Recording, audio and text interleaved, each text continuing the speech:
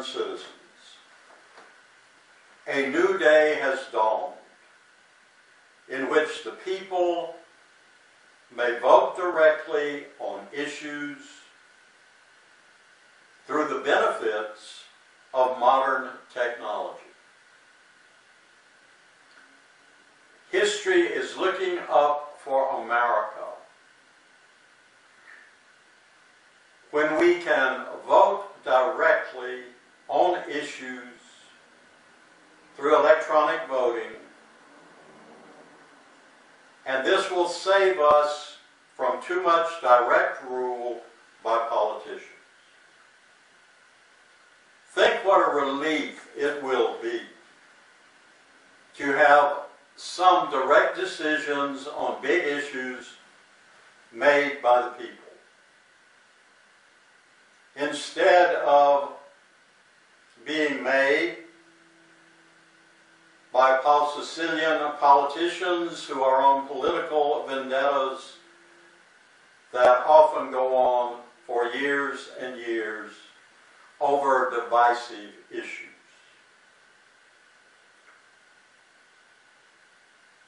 We do not have to abolish the present system of going to the polls. People can still go to the polls if they wish to use a horse and buggy method.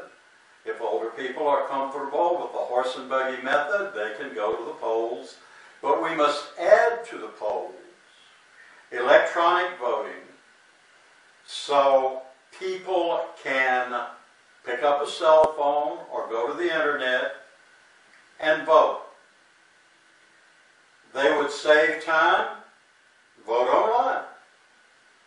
And there is no reason why we cannot simply add this to a polling day so that at the end of, say, 24 to 48 hours, we would know how the nation voted on some big issues.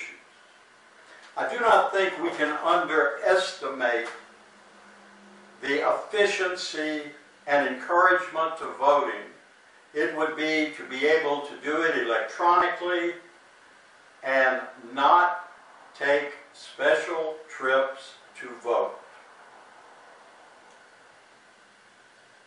Direct voting by people on issues can save time, can save money, save you a trip to the polls, and it eliminates a great deal of the more offensive things about politics. The decision made by the people is not a decision made in the back room by politicians or a compromise drawn together by unsteady politicians with no backbone. Our state government will profit by direct voting on issues. Let me give you an example. One senator remarked to me that he could not get what he wanted in on the government program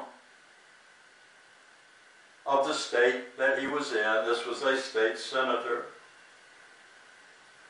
And in order to get what he wanted, which was a very needed bridge to new industry in a town, he had to work this out himself. And the way you work it out in Washington and in many state capitals is the basic rule of politics. You scratch my back, I scratch yours. So he had to begin going around to different state senators and find out what they wanted in return to vote what he wanted. By the time it was over, in order to get his bridge in one county, he had the requests of over 60 other counties that had, where the senators, in order to vote for him, had put in requests. One county had a senator who said his county didn't need anything, but he wanted a paved road to his fish pond. All right. There is where we have an excess It shows the weakness of politicians. Direct vote by the people would have been so much better. It will not only be an emotional relief, it will be economic relief. Very often to have direct decisions by the people on issues.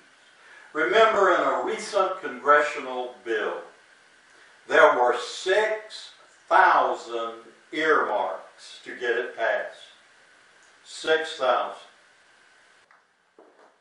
We can think about how much earmarking and how much pork can be avoided by direct voting on issues by the people. Now, of course, the people will not vote on every issue because it would picayune them to death. But on big issues that are going to affect their lives, the people need to vote.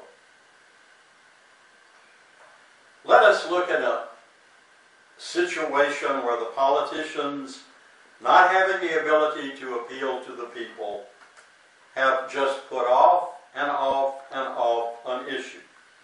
Immigration has been put off by the politicians for years.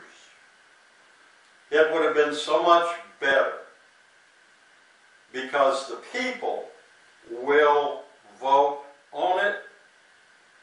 It would then be a decision everyone would honor,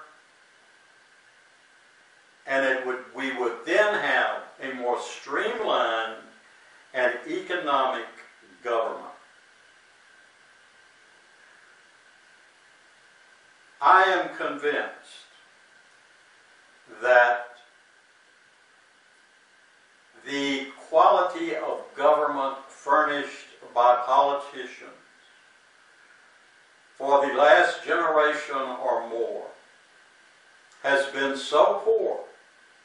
You do not doubt this. Look at the mess we are in so many areas. The government by politicians has been so poor that I think it providential that voting by the people has now been made possible. And direct voting by the people on some big issues can save the politicians from themselves and save the country from politicians.